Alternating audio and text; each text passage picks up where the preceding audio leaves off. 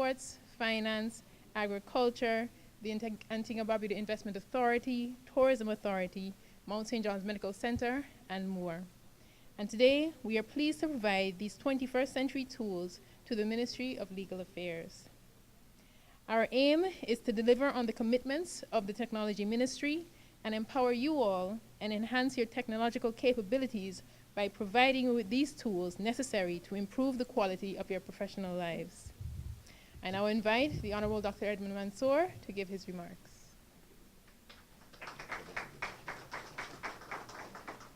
Okay, welcome to everybody. A special welcome to my colleague, the Honorable Justin Simon, and to everyone else here, including Chief Magistrate Walsh. This is a very short exercise. We are aiming to have you go through the door no later than 5 o'clock. So, the Human Entrepreneurship and Assistive Resources Technologies project is a collaboration between government through this ministry and the transnational company we all know as Lime. Mr. Charles visits us occasionally. He told me about half an hour ago he was unable to make today's proceedings. I'm just going to show you about 7 or 10 slides, and we're going to proceed to the allocation activity. Ashton, I'm ready, please. So we did the first project with Digicel. It's the training component here at the ICT cadet facility. Most of the people you see here are actually cadets in training. We have actually completed the first cohort. Ashton, whenever you guys ready, I'm ready, huh? And we do training in 3 distinct blocks. One of them is media, the other one is computer repairs, upgrades, and diagnostics. So most of this hardware you see over there, which is old and discarded, we no longer send it to be discarded. We use it in-house and we train people on them. And then we also let them train on machines that are really working.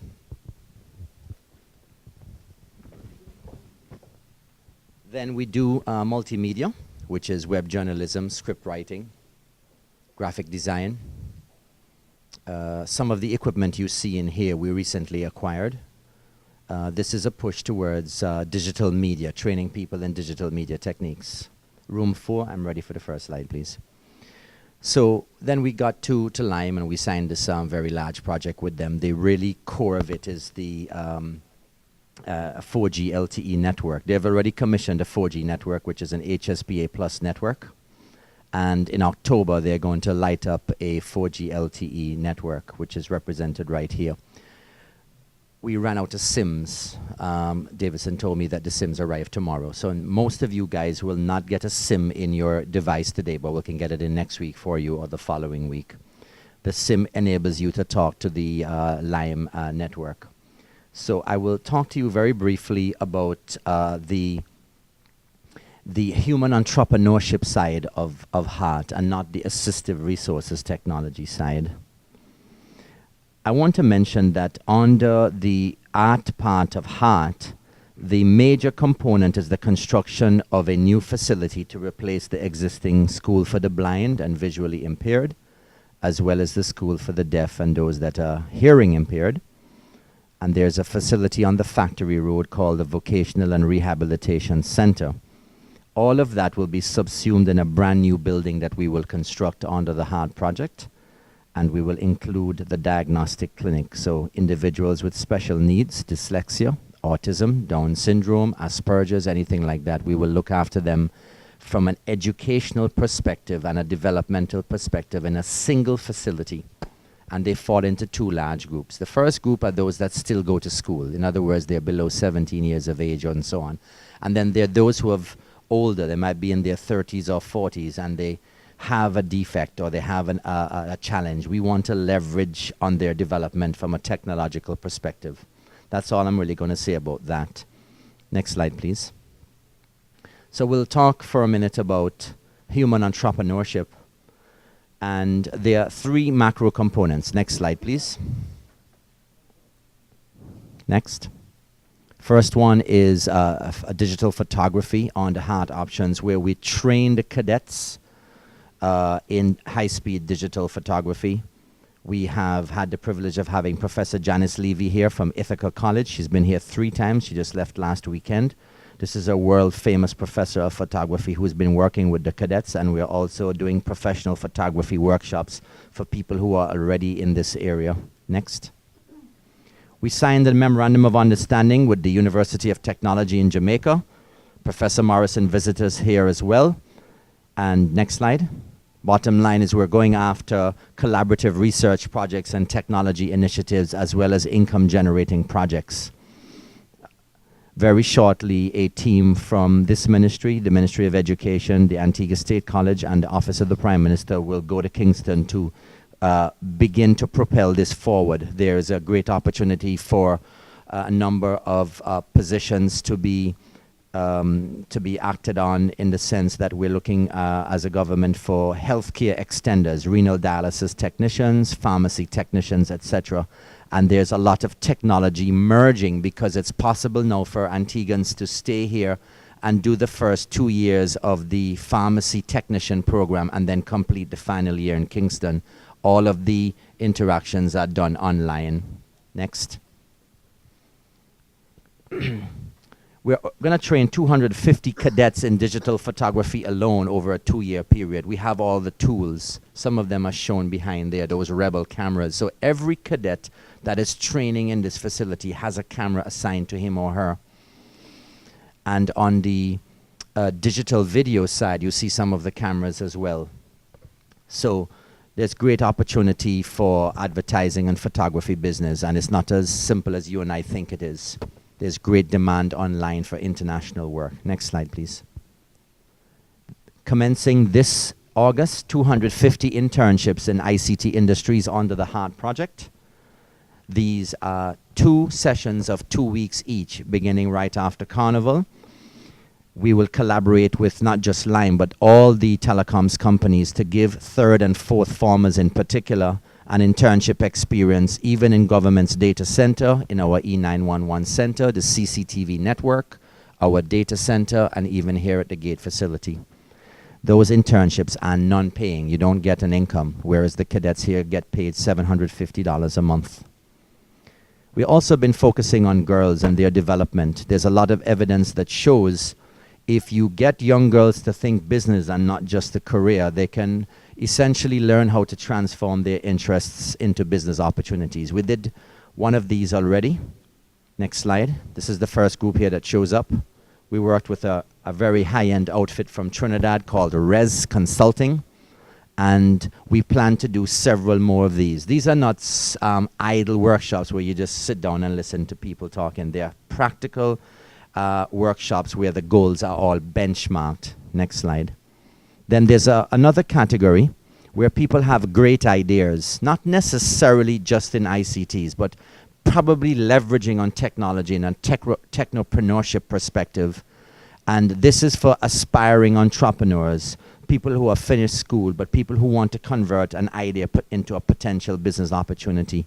We have done one of these already. We have a whole slew of these coming up this year. Next. We launched a business portal called connectantiguabiz.ag. We have cadets who are actually doing photography work and videography work, and part of their assignments will be to get out to these businesses, record them, record their products. We come into the studio, we edit it, we post it up online. So we fulfill the requirement of getting small businesses online, but the cadets also train using the technology that we have. Next slide.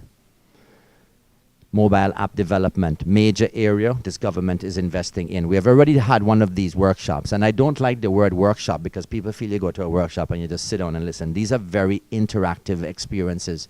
The first one we did lasted 2 weeks. We had a lot of professionals and CEOs show up to train. They're very pricey, very expensive. Each of these workshops can cost about 150,000 EC dollars, but there's a big industry in mobile app development. Next slide, please. Next. Next slide, please. Next slide. 3D printing, something you're probably hearing about in the news.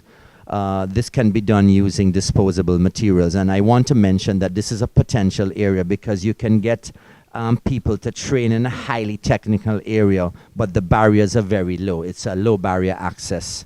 We've had a 3D printer donated to this facility. It hasn't arrived as yet.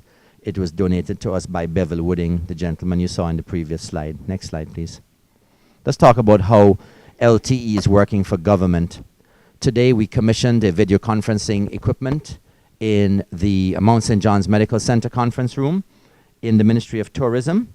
and in the Ministry of Finance, leveraging on video conferencing equipment. And the ministries, next slide please. We're also working with law enforcement. We've begun to put in technology. We did some work at the fire station and Factory Road. So there's a major boost for police stations and fire stations, working to also modernize the back end of the Ministry of Agriculture and all of the outposts. And you may wonder why. The Ministry of Agriculture is not within the government wide area network. It's not connected via fiber directly. So it always poses challenges for us to give them, cutting edge technology. Next slide, please. Digital Media Unit will also receive a boost. The Ministry of Tourism staff were here yesterday. Next slide, please. So we spoke about this. The other areas that will get video conferencing equipment, Mr. AG, Legal Affairs, Agriculture, Education, National Security, Health and Public Works. Next slide, please. Next slide. Let's skip this slide. Next slide. Let's talk about this for a moment, folks.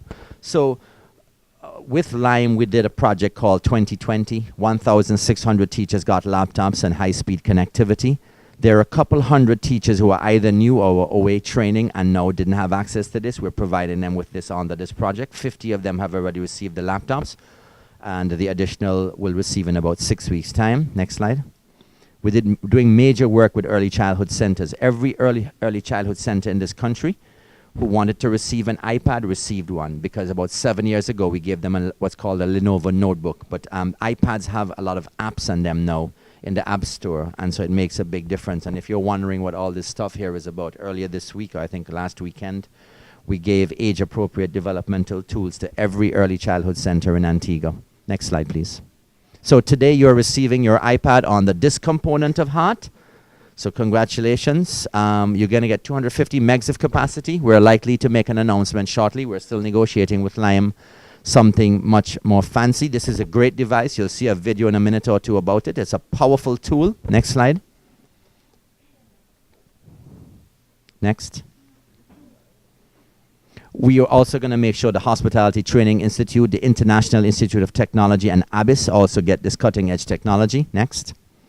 And let me also mention that that's the end of my presentation, folks. We're going to also make sure that the other public servants who didn't get onto this component get. And the same thing with students in grades 1 to 6 inclusive. We're signing an agreement with a friendly government for 22,000 devices.